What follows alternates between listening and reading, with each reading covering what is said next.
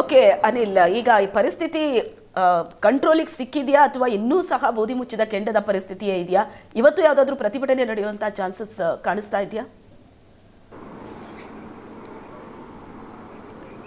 ಹೌದು ಶ್ವೇತಾ, 2 ದಿನಗಳ ಹಿಂದಷ್ಟೇ ಏನು ಕಂಡಕ್ಟರ್ ಮೇಲೆ ಹಲ್ಲೆ ಆಗಿತ್ತು. ಹಲ್ಲೆ ಆದ ಬಳಿಕ 3 ಆರೋಪಿಗಳನ್ನ ಮಾತ್ರ ಬೆಳಗಾವಿಯ ಪೊಲೀಸರು ಬಂಧಿಸಿರುವಂಥದ್ದು. ಇದು ಸಹಜವಾಗಿ ಕನ್ನಡ ಪರ ಸಂಘಟನೆಗಳ ಆಕ್ರೋಶಕ್ಕೂ ಕೂಡ ಕಾರಣವಾಗಿರುವಂಥದ್ದು. ಘಟನೆಯಲ್ಲಿ 15ಕ್ಕೂ ಅಧಿಕ ಜನರು ಇದ್ದರೂ ಕೂಡ ಅವರನ್ನು ಯಾರನ್ನೂ ಬಂಧಿಸಿಲ್ಲ. ಕೇವಲ 3 ಮಾತ್ರ ಬಂಧಿಸಲಾಗಿದೆ. ಅದರ ಜೊತೆಗೆ ಒಬ್ಬ ಕಾನೂನು ಸಂಘರ್ಷಕ್ಕೆ ಒಳಗಾದಂತಹ ಬಾಲಕನನ್ನು ಕೂಡ ಬಂಧಿಸಲಾಗಿತ್ತು. ನಿನ್ನೆ ಅಷ್ಟೇ ಆ ಕಂಡಕ್ಟರ್ ಕೂಡ ಏಷ್ಯಾನೆಟ್ ಸುವರ್ಣ ನ್ಯೂಸ್ಗೆ ಪ್ರತಿಕ್ರಿಯೆ ನೀಡಿದರು. ನನ್ನ ಮೇಲೆ 15ಕ್ಕೂ ಅಧಿಕ ಜನರು ದಾಳಿಯನ್ನು ಮಾಡಿದ್ದಾರೆ. ದಾಳಿ ಮಾಡಿರ್ತಕ್ಕಂಥ ಎಷ್ಟೋ ಜನ ನಾನು ಬೇಡಿಕೊಂಡ್ರು, ಯಾರು ಕೂಡ ನನ್ನ ನೆರವಿಗೆ ಬರಲಿಲ್ಲ.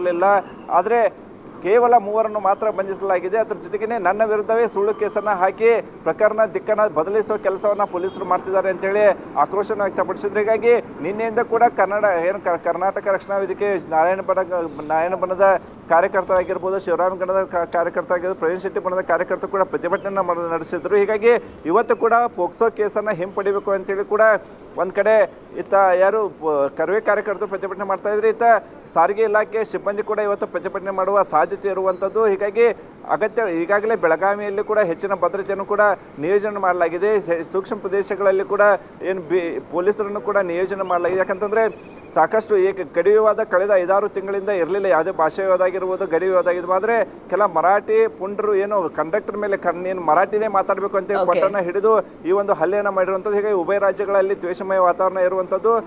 ಈ ಕಾರಣಕ್ಕೆ ಇವತ್ತು ಕೂಡ ಕೆಲ ಸಂಘಟನೆಗಳು ಪ್ರತಿಭಟನೆ ನಡೆಸೋಕೆ ಕೂಡ ನಿರ್ಧಾರ ಮಾಡಿರುವಂಥದ್ದು. ಶ್ವೇತಾ, ಥ್ಯಾಂಕ್ ಯು ಅನಿಲ್, ನಿಮ್ಮೆಲ್ಲ ಡೀಟೇಲ್ಸ್ಗೆ.